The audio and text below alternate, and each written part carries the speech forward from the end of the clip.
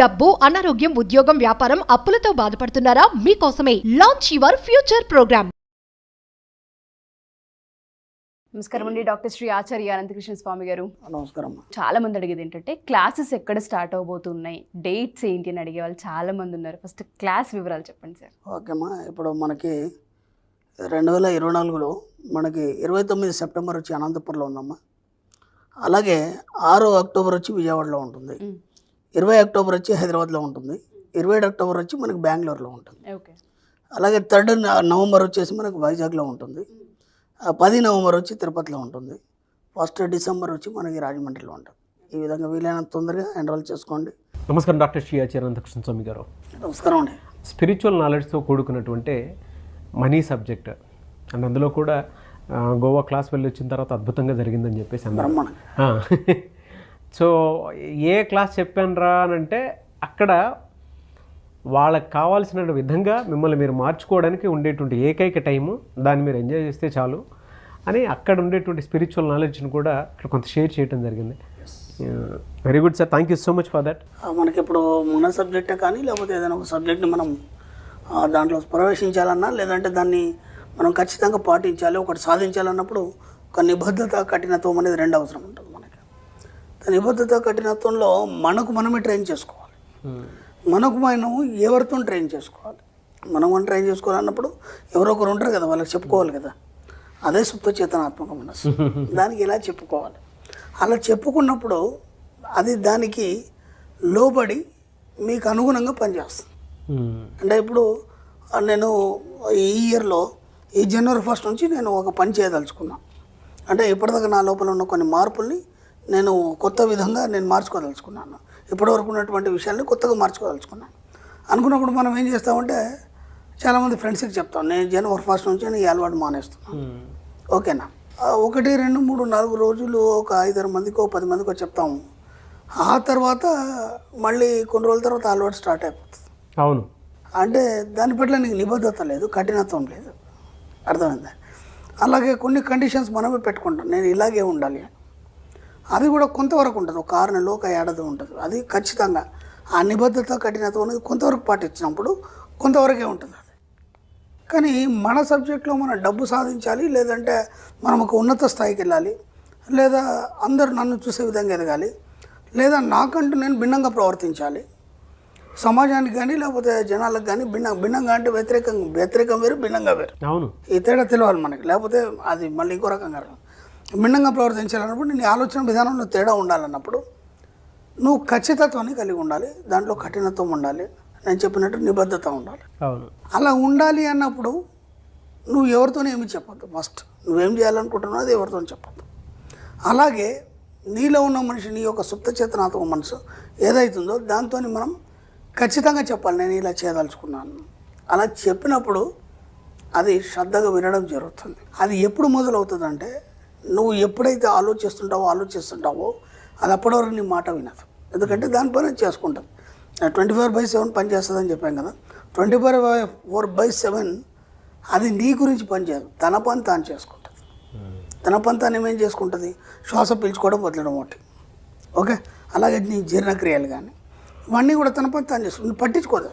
అవును, ఇప్పుడు నువ్వు ఎప్పుడైతే పిలుస్తావో అప్పుడు నీ వైపు చూస్తుంది. ఓహో ఏందని అడుగుతుంది. అడిగినప్పుడు నాకు ఇది కావాలి, లేకపోతే నేను ఇలా అని చెప్పినప్పుడు చూద్దాంలే అంటుంది. అది ఒకసారి నువ్వు చెప్పినట్టు చూద్దాంలే అంటుంది తప్ప నీ మాట వినదు అది. మళ్ళీ ఇంకోసారి పిలిచావు, మళ్ళీ ఆజ్ఞించావు, మళ్ళీ 3వసారి పిలిచావు, ఆజ్ఞించావు. పదే ఎప్పుడైతే చెప్తావో అప్పుడు అది వింటుంది. కాబట్టి ఎలా చెప్పాలి, ఏమని చెప్పాలి, మీరు సరి చేసుకోవడానికి మీ సుప్త చేతనాత్మ మనసుకు ఇచ్చే సూచనలు. ఆ సూచనలు ఇచ్చినప్పుడు మీ జీవితం మారుతుంది.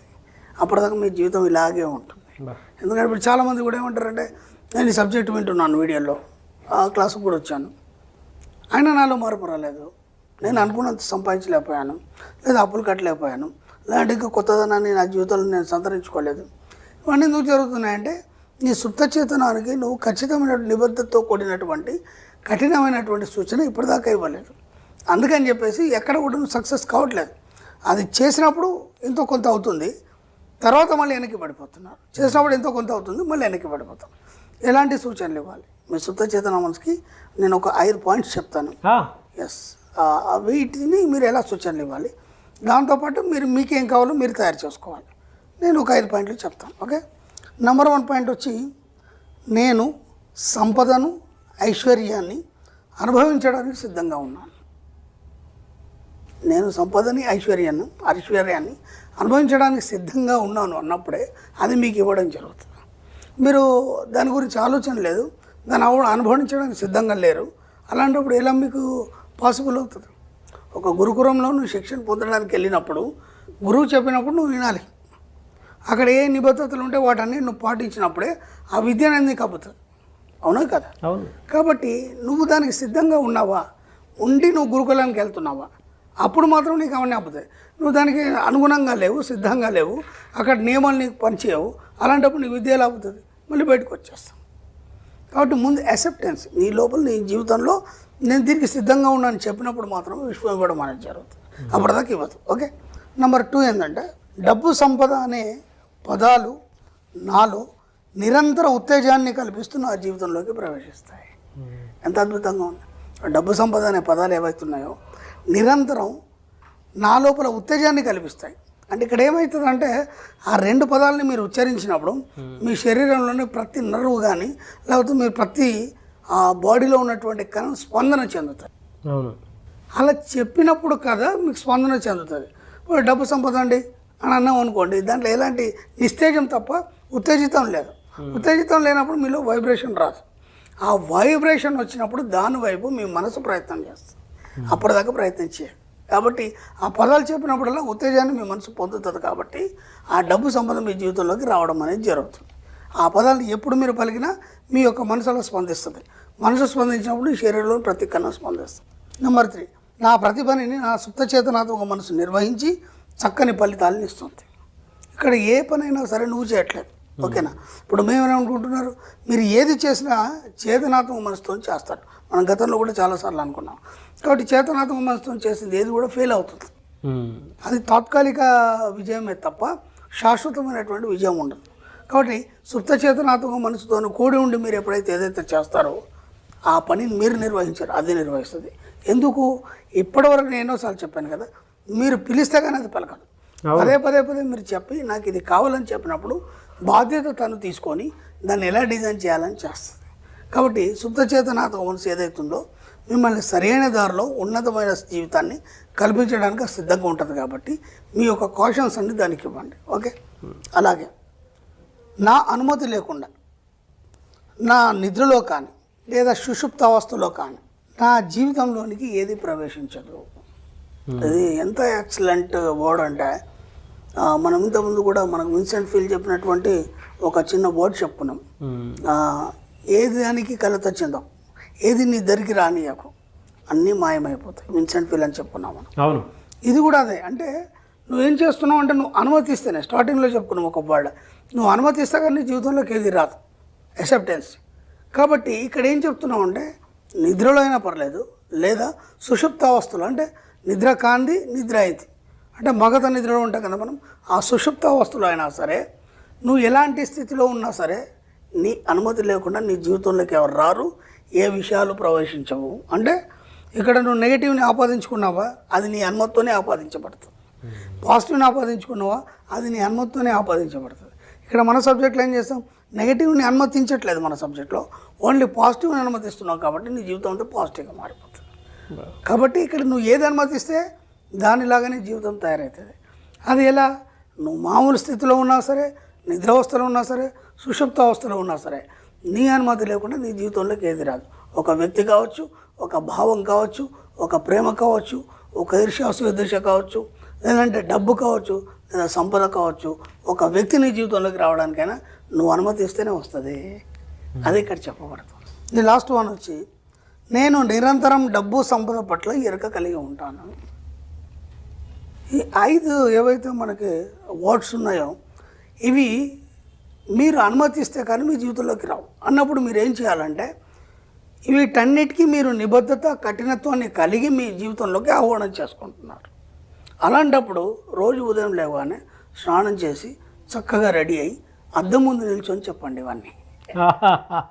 ఈ 5 వర్డ్స్ ఏవైతున్నాయో అద్దం ముందు నిల్చొని చెప్పండి. ఒక్క నెల రోజుల తర్వాత చూడండి మీ జీవితం ఎంత ఉన్నతంగా చక్కగా మారిపోతుందంటే అసలు ఎవరు ఊహించారు. అంటే నేను ఏమంటున్నా అంటే మీకు మీరే నిబద్ధత కఠినత్వం కలిగి మీ జీవితాన్ని మార్చుకోవడానికి సిద్ధంగా ఉండి ఒక ఉన్నతి వైపు డబ్బు సంపద ఐశ్వర్యం వైపు మీరు ప్రయాణించాలనుకున్నప్పుడు మాత్రం ఈ వర్డ్స్ చెప్పండి. దీనికి తోడు ఇంకా మీకు ఏమేం కావాలి, మీరు ఎలా ఉండదలుచుకున్నారు, అంటే మీ యొక్క యాటిట్యూడ్ ఎలా ఉండాలి, మీరు ఎలా ప్రవర్తించదలుచుకున్నారు, వాటన్నిటికీ మీకు మీరే ట్రైన్ చేసుకోవడానికి చక్కని వర్డ్స్ ఇవి. ఇదాన్ని ఏమంటామంటే మనం సుప్త చేతనానికి ఇచ్చే సూచనలు. మీ సుప్త చేతనానికి సూచనలు అంత మట్టుకు మీ జీవితం ఎప్పుడు గందరగోళంగానే ఉంటుంది, అయోమయంగానే ఉంటుంది.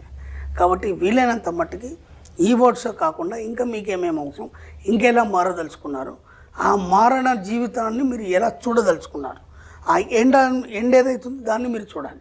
దాన్ని చూసి చెప్తున్నప్పుడు ఏమవుతాయంటే మీరు ఏదైతే చివరి ఊహిస్తారో ఆ విధంగా మీ జీవితం మారడం జరుగుతుంది. కాబట్టి వీలైనంత మట్టుకు మీ సుప్త చేతనానికి సూచనలు ఇచ్చే ప్రయత్నం చేయండి. అప్పటి వరకు మీ జీవితం మారదు, అప్పటికి గందరగోళంగానే ఉంటుంది, అయోమయంగానే ఉంటుంది. డెఫినెట్గా సార్, అంటే చాలా అంశాలు మీరు చెప్పడం జరిగింది.